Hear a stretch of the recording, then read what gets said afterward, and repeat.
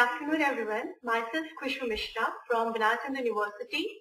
I'm here to present on a topic, bilingualism, a new anti-aging secret for your brain. We live in a world in which almost every second person is a bilingual. The circumstances of family, place of birth, or immigration history simply require a person to learn more than one language. Language mediates not only social relationships, but also control our cognitive processes. Development, efficiency, and decline of crucial cognitive abilities are different for bilinguals than monolinguals. Early work on bilingualism suggested that childhood bilingualism do affect developing minds, but the belief was that the consequences are detrimental. That is, having knowledge of two languages often leads to confusion and interference.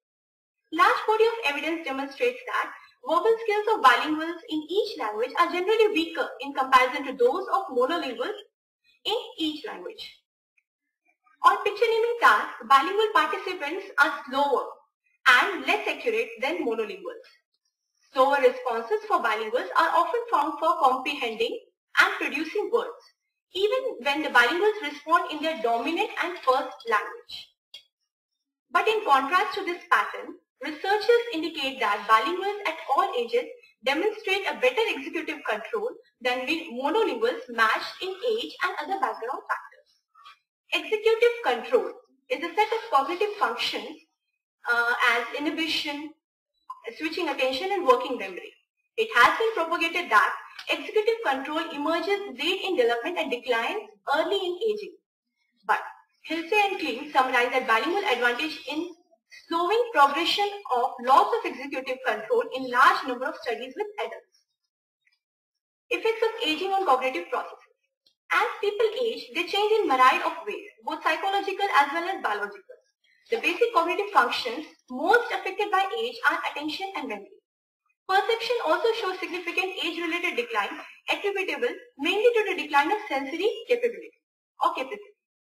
Deficits at these early processing stages could affect cognitive functions later in the cognitive system like language processing and decision making. Cognitive reserve. Cognitive reserve is a crucial research area in the context of aging population. Cognitive reserve describes the mind's resistance to damage of the brain.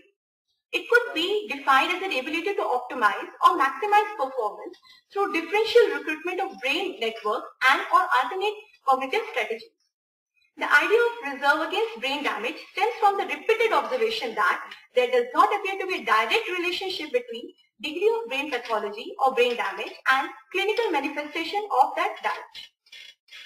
In this context, Kedsman et al. 1989 described the cases of 10 cases of cognitively normal adults. They were discovered to have Alzheimer's disease pathology in their brains at death.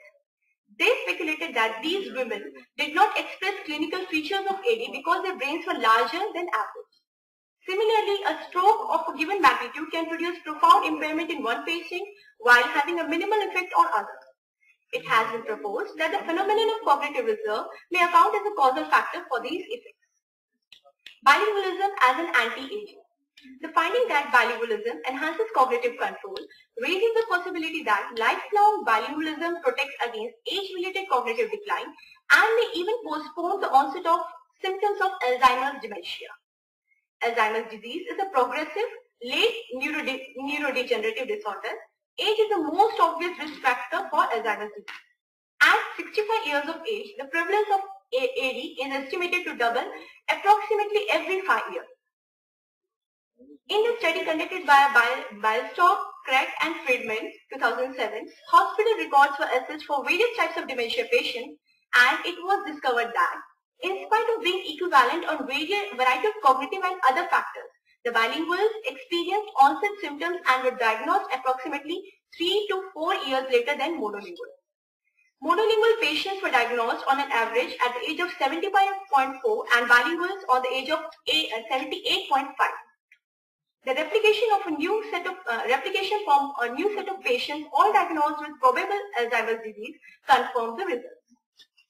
Studies using diffusion tensor imaging found that higher white matter integrity in older people who were lifelong bilinguals than monolinguals.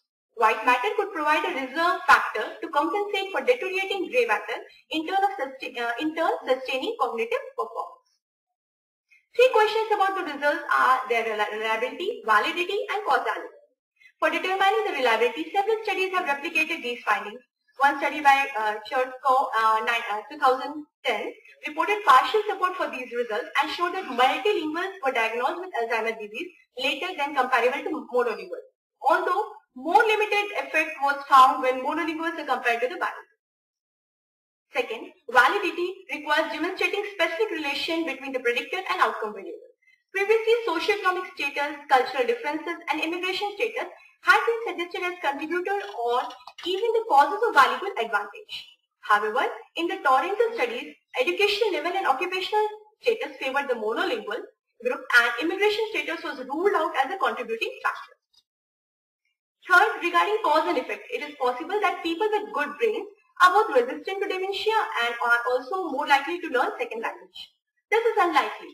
Most people do not become bilingual because they are bright or flair for learning language, but rather out of necessity. Supporting this interpretation, a recent study showed that in a sample of monolingual and bilingual Alzheimer's disease patients matched on age, cognitive level and other factors, CT scans showed more AD pathology in the brains of bilinguals, consistent with the idea that they are better to cope with the disease and can function longer without showing symptoms. Future directions. An important unknown area of language and cognition is whether bilingualism improves memory. No studies to date that find that it improves semantic memory. Thus, taking semantic memory into consideration, one can design an experiment whereby the monolinguals and bilinguals can be compared on semantic memory tasks. Another unanswered question is what level of fluency and proficiency in the second language is required to bring cognitive benefits, specifically protection against dementia. With this regard, comparison can be made amongst the high proficient bilinguals and low proficient bilinguals, and that whether proficiency can act as an important variable in delaying the onset of dementia. Thus, to conclude, we can wrap down this review by speculating that bilingualism can have a profound effect on aging brain by improving cognitive skills and even shielding against dementia, and that bilingualism acts as an asset rather than deficit. Thanks.